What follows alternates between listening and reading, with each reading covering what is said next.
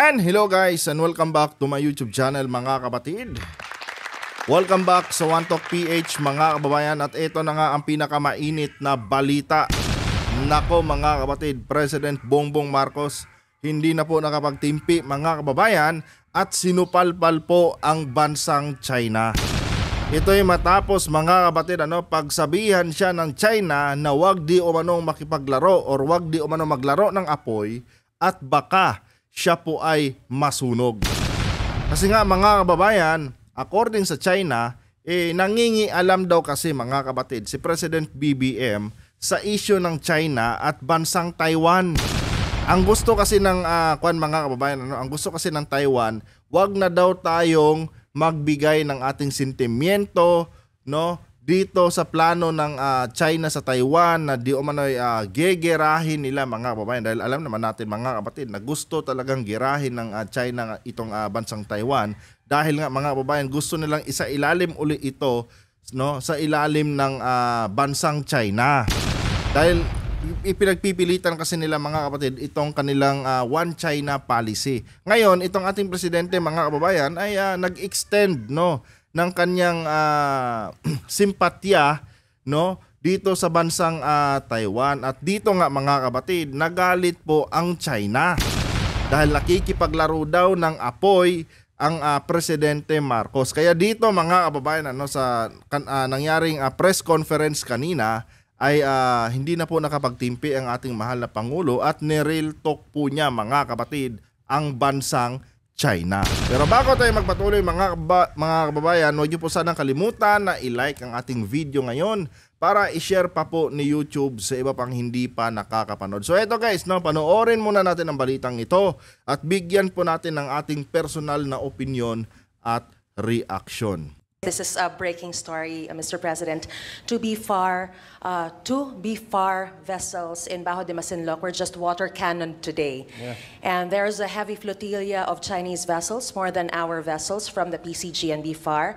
They have around 30 vessels and we have 10, so we are outnumbered, obviously. What immediate actions will the administration take specifically for this particular incident, and how will you respond, sir, to China's complaint regarding your recent statement in India, in your state visit to India? Let's take the second part of your question first. I don't know what they're talking about. Playing with fire? I was just stating facts. We do not want to go to war. Tama yun. But I think if there is a war over Taiwan, we will be drawn. Hihilain tayo sa aya't gusto natin. Kicking and screaming. We will be drawn and dragged into that mess.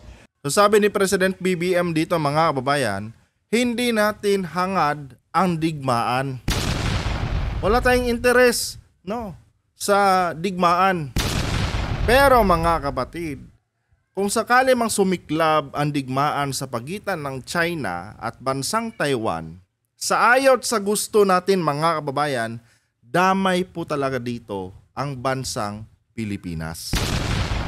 Yes mga kapatid, totoo yan. Damay po talaga tayo mga kababayan kung sakali mang sumiklab ang digmaan sa pagitan ng China at bansang Taiwan. Unang-una mga kapatid, around 200,000 po, kung hindi ako nagkakamali sa datos, around 200,000 po mga kababayan ang mga OFW na nandyan ngayon sa bansang Taiwan.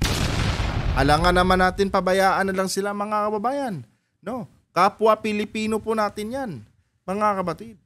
Pangalawa mga kababayan, tandaan nyo po na ang bansang Taiwan mga kapatid ay kaalyado po ng bansang Amerika. At ang Pilipinas din mga kababayan ay kaalyado din po ng bansang Amerika. In fact, mga kapatid, meron tayong tinatawag na Mutual Defense Treaty sa bansang Amerika.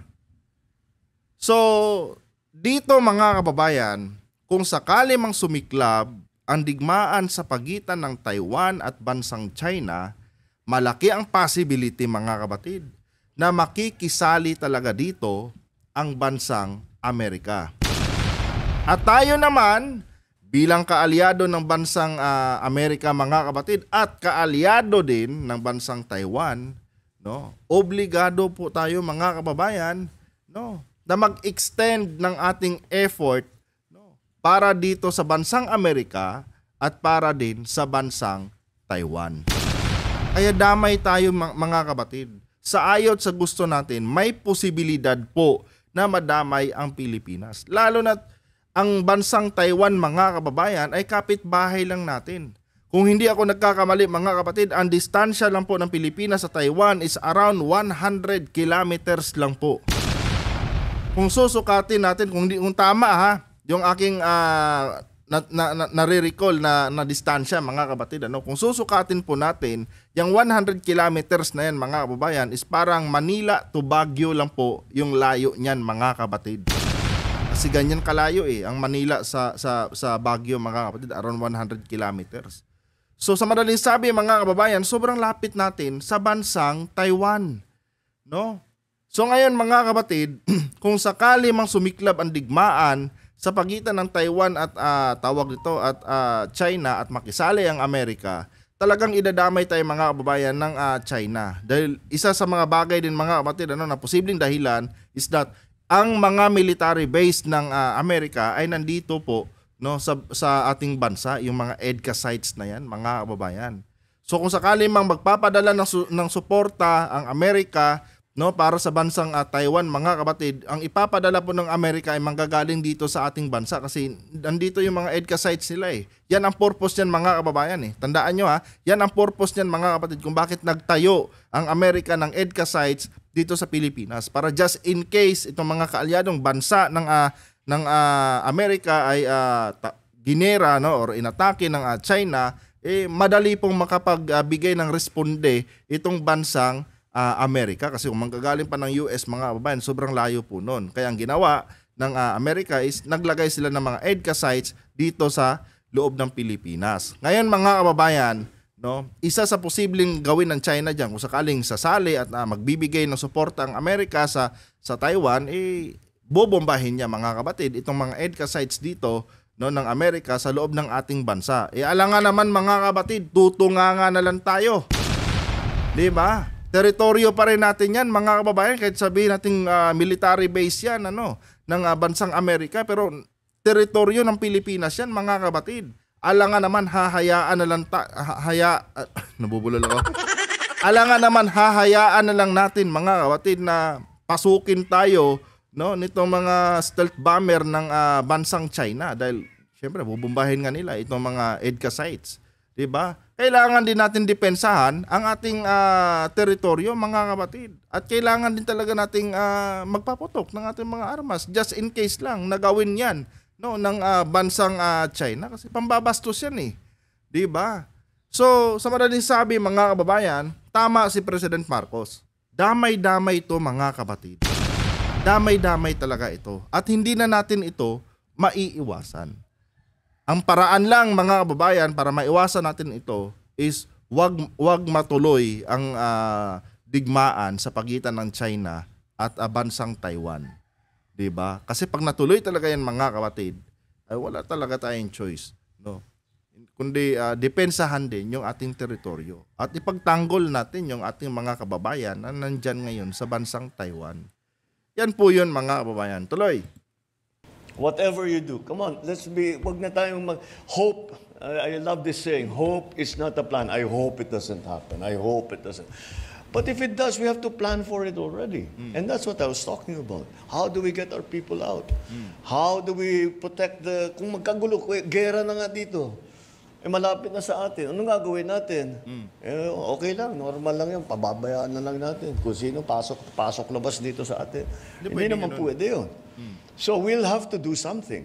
So inevitably, despite our fervent wish to avoid any confrontation with anybody anywhere, war over Taiwan will drag the Philippines kicking and screaming into the conflict. That is what I was trying to say. That's what I don't understand. And sabi ni President BBM, ang sinasabi ko lamang dito is kung sakali magkaroon ng giyera ang Taiwan at China, damay talaga tayo dito. Yan lang naman ang sinasabi ko. No? Wala naman akong ibang ibig sabihin diyan. No? Taliwas sa sinasabi ng China na nakikipaglaro ako ng apoy. Oh. Sinasabi ko lang dito kung ano ang katotohanan. Parang ganon yung mensahe dito mga kapatid ni President Marcos. Tuloy. I think because of the narrative coming out about playing with fire and being provocative and all of that, kaya nagka-increase ng activity doon sa West Philippine Sea. But what special instructions I have? We don't have any special instructions. Sanay na tayo rito. You know, it is not a one thing na there's no silver bullet na pag pinaputok mo, solve lahat ang problema mo.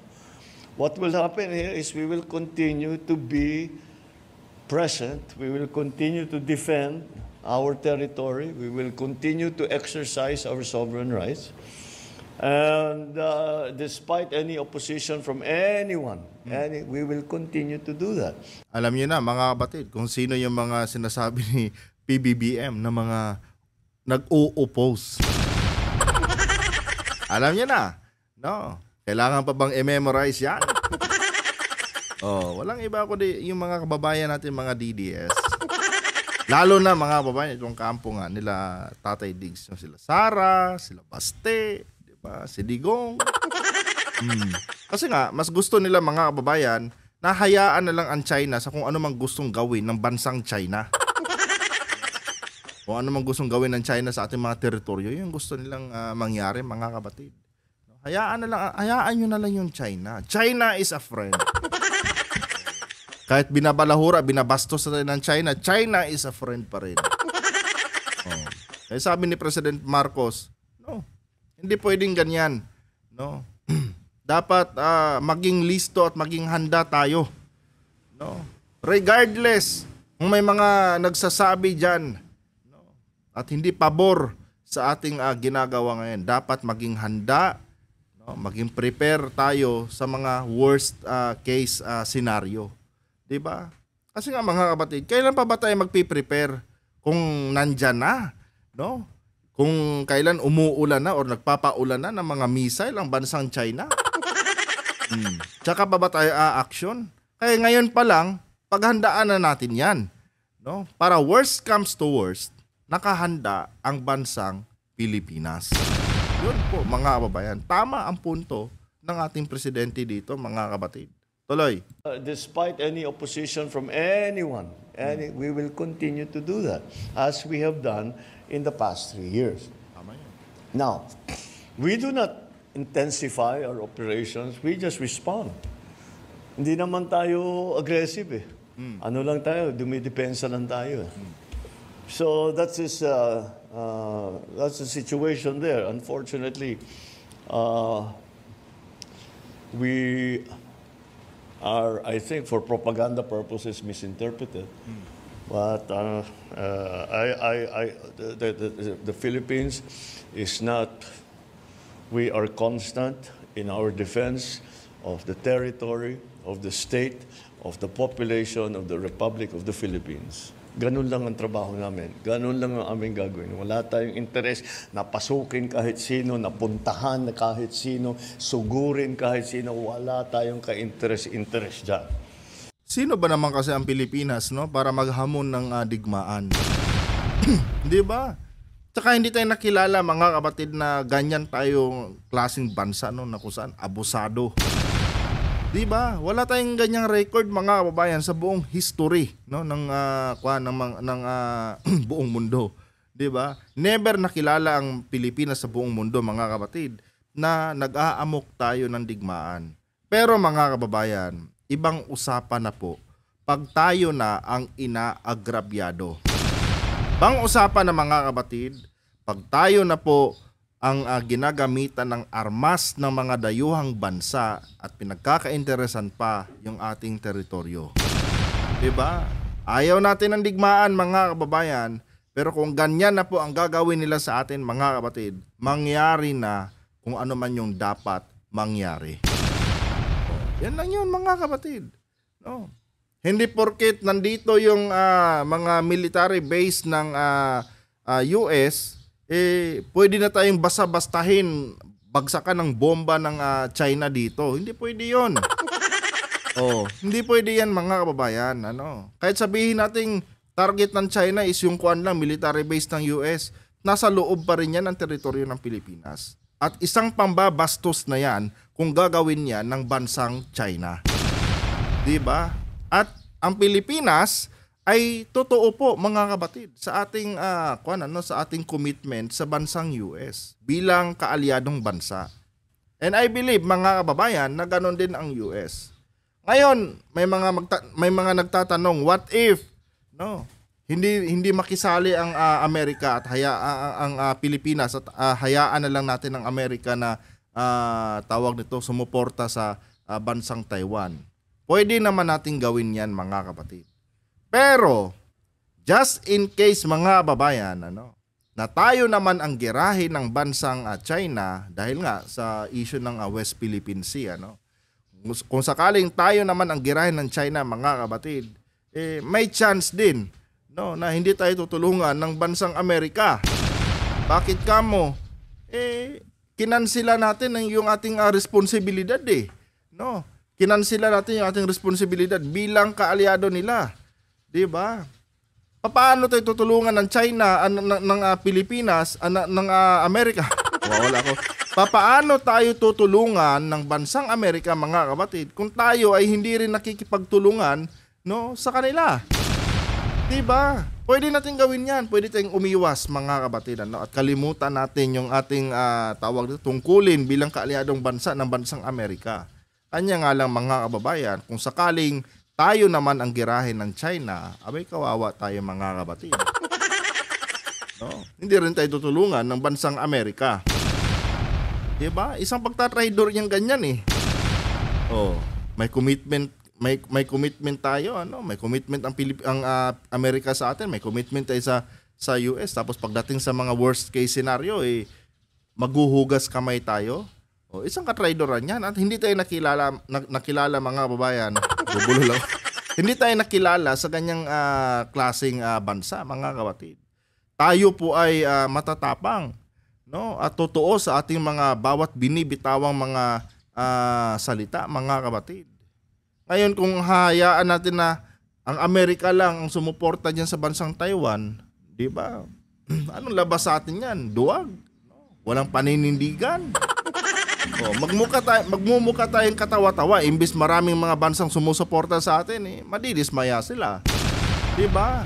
Ganon 'yun mga kababayan. Kaya tayo naninindigan din talaga tayo sa ating commitment sa US bilang kaalyadong bansa dahil just in case na tayo naman ang gawa ng hindi ka nais-nais itong China mga kapatid, tulad yan, girahin nila tayo, padalhan tayo ng mga warship nila, itong mga aircraft carrier nila at bombahin tayo, wala din tayong maaasahang tulong sa US. Kasi yung mga military base ng US, pwede naman nilang i-close yan kung dismayado sila sa atin, pwede na i-close yan. Hindi kayo tumulong sa amin, tanggalin namin to dito sa bakuran nyo. O bahala kayo ngayon dyan kung girahin kayo ng China. Total, ganyan naman, yun naman ginawa yun sa amin Hindi nyo naman kami tinulungan, bahala kayo. O magkanya-kanya na tayo. Sinong kawawa? Di tayo. Kasi mga kapatid, hindi natin nababasa ang utak ng China. Although alam natin duwag sila. Pero mga kababayan, kung maudyukan yan ni Lucifer, wala na. Goodbye Philippines na. Kaya dapat gampanan natin yung ating tungkulin bilang kaalyadong bansa ng US. At gaya ng sabi ko sa inyo, sa ayot sa gusto natin mga kapatid, kung sakali mang sumiklab ang digmaan sa pagitan ng China at bansang Taiwan, sa ayot sa gusto natin, damay talaga tayo dito dahil kaalyado natin ng Amerika. At the same time, marami din talaga tayong mga kababayan na nandyan ngayon sa bansang Taiwan. Alangan naman pabayaan lang natin sila. Diba? Alangan naman, hayaan na lang natin sila diyang maligo ng mga missile ng bansang China. Obligasyon ng gobyerno mga kapatid no, na i-secure yung ating mga kababayan, no, diyan sa bawat bansa kung saan man sila ngayon. Pero sana itong ating mga OFW diyan sa Taiwan, ano, ito lang pakiusap ko sa inyo kung makarating man tong vlog natin ng Taiwan. Sana habang maaga pa, mag-isip na kayo. No, kasi itong China sigurado talaga siya sa kanyang planong pagsakop sa bansang Taiwan dahil nga dito sa kanilang One China policy, 'di ba? So kung ako sa inyo, ngayon pa lang magplano na kayo, no? At hangga't maaari, lumikas na muna kayo. 'Di ba? Hangga't maaga pa. Maghanap na muna kayo ng ibang trabaho sa ibang mga bansa. No, hindi lang naman Taiwan ang pwede niyong pasukan eh. 'Di ba? Maghanap na lang muna kayo ng mga temporaryong mga bansa na pwede kayong magtrabaho din doon. 'Di ba? Kaysa naman manatili kayo diyan. Oh. Tulungan natin ang ating gobyerno para pagdating ng araw lahat tayo safety. 'Di ba? Ligtas tayo. Kasi kung mananatili kayo diyan, no, sa kabila ng mga banta ng China sa bansang Taiwan, kawawa kaya sabihin natin may tulong ang gobyerno na ibibigay sa inyo. Kung minalas-malas kayo at na-timing sa inyo yung missile ng mga jet fighter ng China. Diba? Aanihin nyo pa yung tulong ng gobyerno kung nasa harap nyo na yung missile ng mga jet fighter ng China. Kaya masasabi ko lang sa inyo, habang maaga pa, no, mag-isip-isip na kayo. Lumikas na muna kayo pansamantala lang. Kung dumating man ang araw na okay na, di balik kayo ng Taiwan. Di ba? Pero hangga't maaari, isipin nyo muna ang inyong mga kaligtasan. No? Kasi hindi natin alam anytime soon. Hindi natin nababasa yung utak ni Xi Jinping. Hindi natin alam kung kailan sila aatake sa Taiwan. Di ba? Dapat ngayon pa lang, may mga plano na kayo. No? Bago mahuli ang lahat, isipin nyo na may mga pamilya kayo dito na naghihintay sa inyo. Ngayon, kung makikipagmatigasan kayo at hindi pa kayo gagalaw, problema nyo na yan. Basta sinasabi ko lang sa inyo, no, kahit anong tulong pang ibigay ng gobyerno ng Pilipinas, kung nasa harap niya na yung mga missile, no thanks. Goodbye Philippines talaga. Tuloy. Sana nga yung ginagastos natin for defense and security, hindi na kailangan. Kung saan natin magagamit yan. We can use it for agri, for housing. We can use it for job creation. We can use it. But we have to do this because we are under threat. We are forced to do this. We do not want to do this. We are forced to do this. We do not want any kind of confrontation with anyone. We want to build a better, stronger, freer, safer Philippines. That's what we are working for.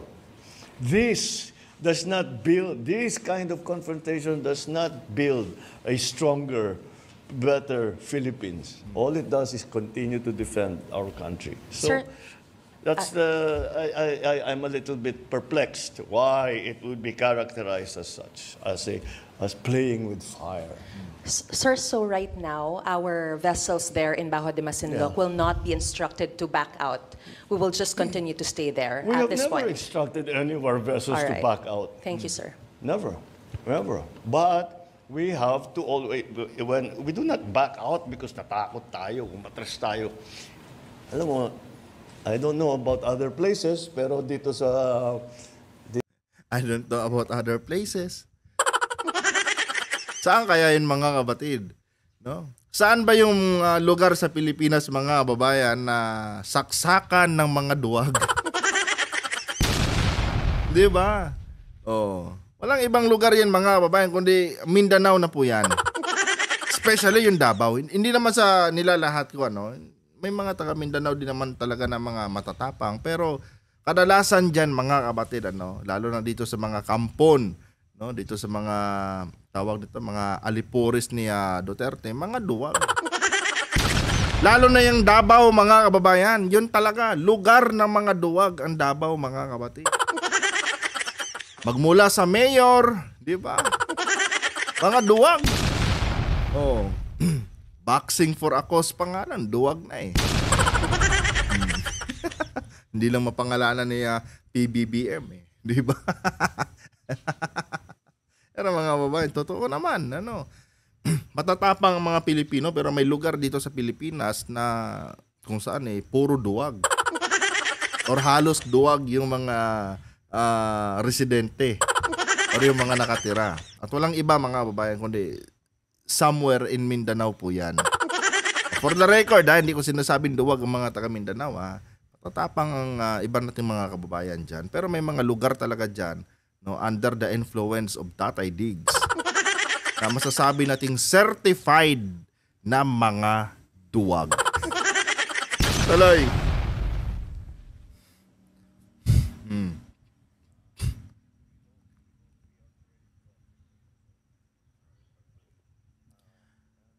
Alam nyo kung duwag lang ang mga Pilipino, mga kapatid, no? Hindi sana tayo tinatawag ngayon na isang bansa.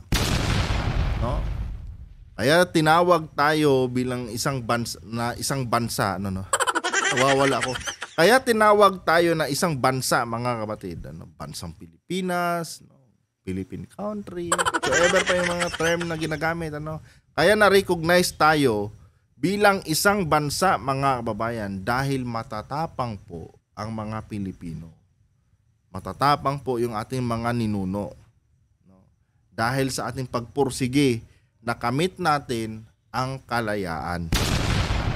Oh, yun po yun, mga kababayan. Pero yun na nga, somewhere in Mindanao, may mga lugar talaga dyan na lungga ng mga duwag. Tuloy! Sinong Pinoy na gusto magkagera? Sino? Kahit maghanap ka para sa akin, kahit isa. Kahit yung sundalo, kahit yung Coast Guard, ayaw nila ng gulo. So, no, but at the same time, we have a duty to perform. And that is to defend the country. So no, we never back down. We always continue to do. Our uniformed personnel, the Navy, the Coast Guard, the Army, the Marines, all of them, the Air Force, all of them are pledged. They took an oath. And they're just doing their duty, they're performing their mission, defend the Philippines. Yun lang naman ang ginagawa nila. And we will not stop doing it. We will not stop doing it. We will stop doing it when the threats stop. Tigil na yung mga threat. We can all sit more safely at home and mas magiging magaan ang kalooban natin kapag ganun ang sitwasyon. Tama naman yung mga kapatid. Kaya lang naman tayo ngayon may mga ganitong ginagawang paghahanda, mga kababayan, dahil may banta 'di ba?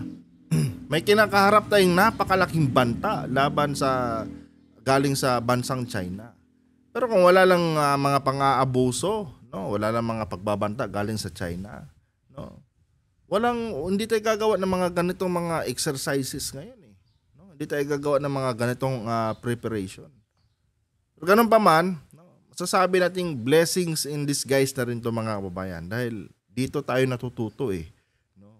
Dahil dito sa banta ng China sa atin, mga kapatid, natutunan natin, no, na mahalaga pala yung pagiging isang mabuting bansa, dahil maraming bansa, no? I mean, maraming bansa ang makikisimpatya sa atin pag nakikita nila na mabait tayo, hindi tayo abusado, just like China, 'di ba? Dahil diyan sa ating ginagawang mga babayan, dahil sa ating ginagawang pakikipagkaibigan, no, sila po ay naawa sa atin at sinuportahan tayo, mga kapatid. No? Nakita kasi nila na may paninindigan tayo at hindi tayo yung bastos na klaseng bansa, mga kapatid. Although may bastos tayo na presidente, pero overall, mga kababayan, ang Pilipinas po ay isang respetadong bansa, 'di ba? Kanya nga lang may mga bansa din talaga, mga kapatid, na bastos at hindi nirerespeto yung mga katabing bansa nila, just like bansang China, 'di ba? Pero mga kababayan, dahil sa ating pagiging hospitable, dahil sa ating pagiging tawag nito, kalmado, no, at hindi basta-basta nagpapaudyok, no, tulad nitong ginagawa ng China na, alam mo yun, inuudyukan tayo para magsimula ng digmaan, di ba? Dahil sa mga ganyang katangian ng ating bansa, mga kapatid, no, marami ang humanga sa atin at naawa at nakisimpatya. At hindi lang simpatya, sumuporta pa mga kababayan. Di ba? Anyway guys, hanggang dito lang tong video na ito. Kung nagustuhan nyo po ang ating content ngayon, huwag nyo po sana kalimutang i-like ang ating video, no, para i-share pa ng YouTube sa iba pang hindi pa nakakapanood. And pasensya na kayo mga kapatid kung medyo nabubulol-bulol tayo. Ganun talaga ako lalo pag bagong toothbrush, parang nagdidikit-dikit yung aking laway. At mag-iwan na rin kayo dyan mga kababayan ng inyong mga personal na opinion. Hanggang dito na lang.